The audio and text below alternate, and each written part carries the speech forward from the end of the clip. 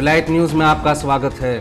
देश विदेश, middle east और इस्लामी देशों से जुड़ी अहम खबरों के लिए आप देख रहे हैं हमारा खास प्रोग्राम वर्ल्ड बुलेटिन। बुलेटिन की शुरुआत करेंगे सऊदी तख्तो-ताज के लिए हो रहे संघर्ष की खबर के साथ। सत्ता पर पकड़ मजबूत करने के लिए अरब कबीलों को बर्बाद करने में जुटे बिन सलमान। सऊदी अरब के तख्तो-ताज पर अपनी दावेदारी मजबूत करने के लिए अब सऊदी युवराज उन अरब कबीलों को ही बर्बाद करने में लगे हुए हैं जो अतीत में सऊदी राजशाही की ताकत समझे जाते रहे हैं। अरब कबीले सदियों से ही अरब प्रायद्वीप और ख़ासकर आले सऊद तानाशाही की सेफ्टी वाल्व समझे जाते रहे हैं, ख़ासकर इसलिए भी कि ये इलाके की संस्कृति और धार्मिक पहचान को बनाए रखने के लिए प्रतिबद्ध रहे हैं। इलाके की सरकारों और अरब शासकों के लिए समर्थन और फौजी ताकत जुटाने में भी ये कबीले सबसे अहम भूमिका निभाते रहे। सऊदी राज परिवार ने अतीत में कभी इन कबीलों से उलझने, उन्हें कमज़ोर करने या उनकी पहचान मिटाने की कोशिश नहीं की, बल्कि उन्हें खुश रखने और उन्हें ओहदे और मनसब के साथ बड़ी बड़ी रकम देकर उनकी वफादारियां खरीदने की कोशिश की है।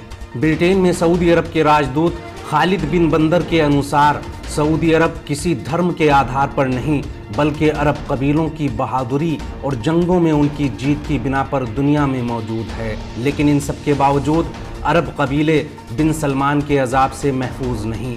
अरब के कई कबीलों के खिलाफ बिन सलमान ने जंग सी छेड़ दी है। वो उनकी संस्कृति और रस्मों को बर्बाद करने, कबीलों के बीच मतभेद और नफरत फैलाने और उन्हें उनकी ज़मीनों और बस्तियों से निकालकर कमज़ोर करने में लगे हुए हैं। साथ ही इन कबीले के सरदारों और बड़े बड़े चेहरों को बंदी बनाया जा रहा है। बिन सलमान अरब के ताकतवर कबीलों की बिसात समेटने और उनके सरदारों को कमज़ोर करने में लगे हुए हैं।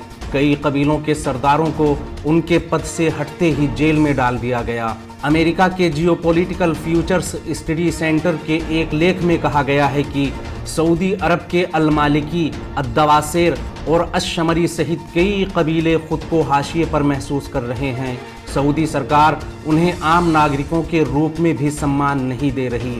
इन कबीलों ने आरोप लगाया कि अकेले आले सऊद देश की 60% ज़मीन और तेल दौलत के 30% हिस्से पर काबिज हो चुके हैं।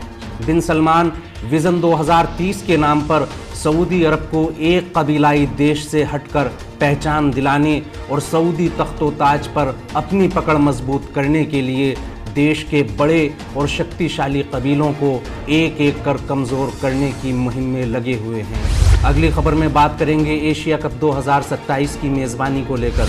सऊदी अरब इकलौता दावेदार, भारत नहीं करेगा एशिया कप 2027 की मेज़बानी। 2027 में होने वाले एशिया फुटबॉल कप की मेज़बानी से भारत ने खुद को अलग कर लिया। इस तरह अब सऊदी अरब एशिया कप की मेज़बानी का इकलौता दावेदार है।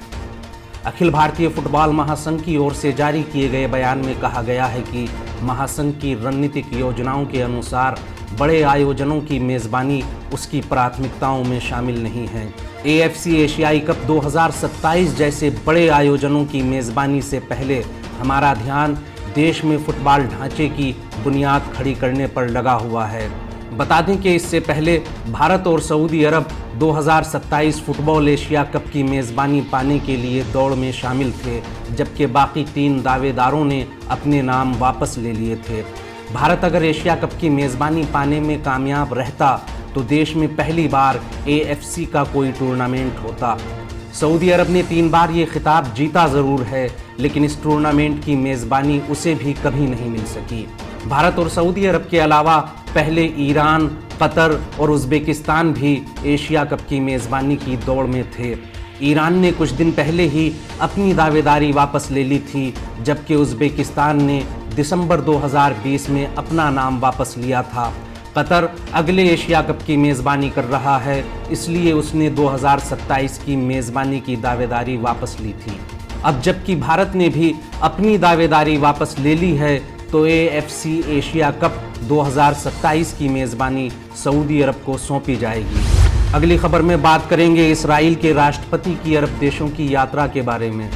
बहरीन के बाद संयुक्त अरब अमीरात पहुंचे इसराइल के राष्ट्रपति।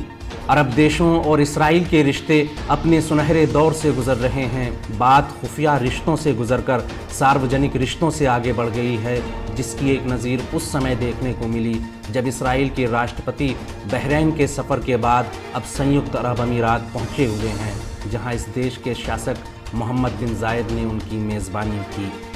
बता दें कि इससे पहले भी इसराइल के राष्ट्रपति इसहाक हर्जोग ने अरब के एक अन्य देश बहरीन की आधिकारिक यात्रा की थी।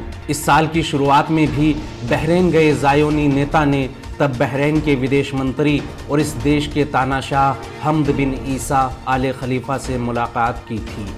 सोमवार को अपनी बहरीन यात्रा ख़त्म करने के फ़ौरन बाद इसहाक अबू धाबी पहुँचे, जहाँ UAE के विदेश मंत्री ने उनका इस्तकबाल किया।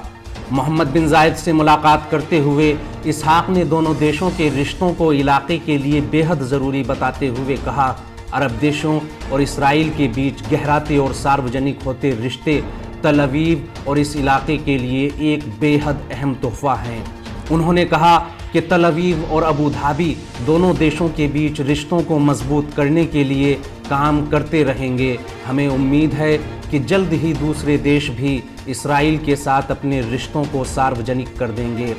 एक आर्थिक बोर्ड के साथ बहरीन पहुंचे ज़ायोनी नेता इस साल 30 जनवरी को भी बहरीन के सफ़र पर गए थे। ये पहला मौका था जब खाड़ी के किसी अरब देश में इसराइल का कोई नेता आधिकारिक यात्रा पर पहुंचा था। हमारा आज का बुलेटिन यहीं ख़त्म होता है। देश दुनिया, मिडिल ईस्ट और इस्लामी देशों की अहम खबरों के लिए देखते रहिए विलायत न्यूज़।